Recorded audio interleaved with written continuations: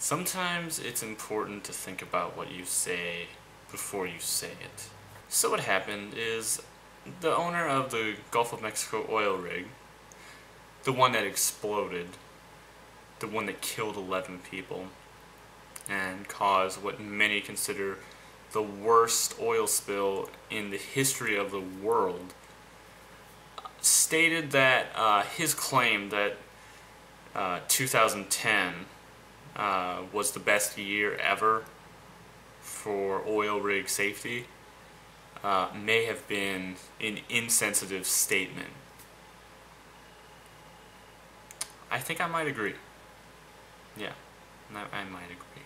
That's like Hitler saying that 1945 was the best year for Jewish awareness.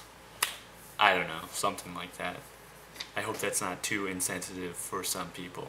If it is, I'm not agreeing with the Holocaust, just so you know. It was very bad. Anyway, moving on. And while 2010 may not have been the best year for oil rig safety, it was a good year for the execs at all these oil companies. The SEC reports that Transocean President and CEO Stephen L. Newman, the guy working for the oil rig company that exploded and caused lots of bad things, he did, however, receive a $200,000 bonus, while we also received a nice little bonus at the gas pumps, as you might be noticing these days. So, just thought that that's kind of crap. But you know, that's how the world works, so whatever. Secondly, at Gilgo Beach in Long Island, New York, apparently 3 more bodies have been found. If you haven't been following, I hadn't been following until today. They found 5 bodies total before today. There was like 4 back in December and then 1 last week at this beach, Gilgo Beach in Long Island, New York. And it's possibly a serial killer, they think. Pretty much all of the bodies they found were of young women who were prostitutes. So it's kind of scary, I'm not gonna lie. And they found 3 more bodies today, so that brings the total up to 8. And that's just really creepy and sad, and really scary too. I mean, I'm glad I don't live in Long Island, New York, you know. But yeah, the guy could be anywhere. If it is a guy, but you know, statistics show that it probably is a guy. Most likely a white guy. It's not me, I swear, okay? It's creepy though. So, new studies have shown that if you're in the mood, if you know what I mean, you better hope you exercise regularly, because if you don't, you could die. That's right, you could die from having sex. At least you're about 3 times more likely to die from having sex via a heart attack if you don't exercise on a normal basis. So, for all you couch potatoes out there, you might want to get off the couch and, I don't know, step on the NordiTrack or something like that if you're gonna be getting lucky tonight or anything like that, you know. So, I'm just trying to look out for you. That's all. I'm just trying to look out for you, you know. I'm not trying to, you know, put you down or anything like that. But yeah, the studies did literally show that you're about, I think it was 2.7 times more likely to die of a heart attack if you don't exercise on a regular basis. While having sex, you could have the heart attack, or shortly after, you could have the heart attack. So just be careful when you're doing what you're doing.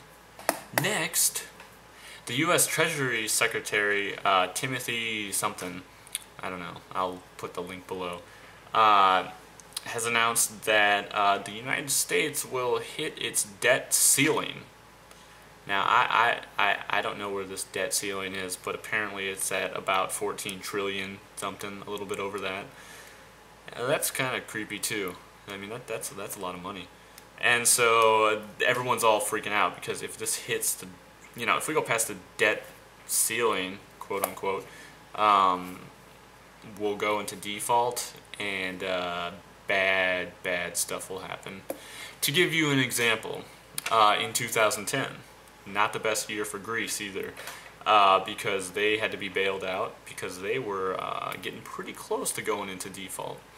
Many experts say that Greece, if it would have gone into default, it probably would have caused a global meltdown of the global economy, which is not good. Greece's GDP is, I think, around $392 billion a year. That would have caused the meltdown of the global economy. Probably. It would have caused a lot of shit. So then we look at the United States, whose GDP is about 14.12 trillion. So you can imagine what might happen if we go into default to the global economy. Yeah. So, how many of you actually used the Gmail Motion app, whatever, that came out? Haha, you probably didn't because it was a prank. But actually there have been some cool people who actually made it a reality. Yeah, students from the University of Southern California's Institute for Creative Technologies actually created a system that mimicked Gmail Motion, and he basically would, do all the stuff, and it would like send him to the reply, and he could like put his hands on his head and be like thinking ahead, and it would like write that in there and stuff like that. So I thought that was pretty freaking sweet. It used like the Xbox Connect. It used that and some other high-tech software stuff. So yeah, haha, Google, pranks on you. Except that I fell for it. Okay, I won't lie. I thought it was real for a second there. I was like, oh, this is so cool. We're gonna get to do this and stuff. And okay, shut up.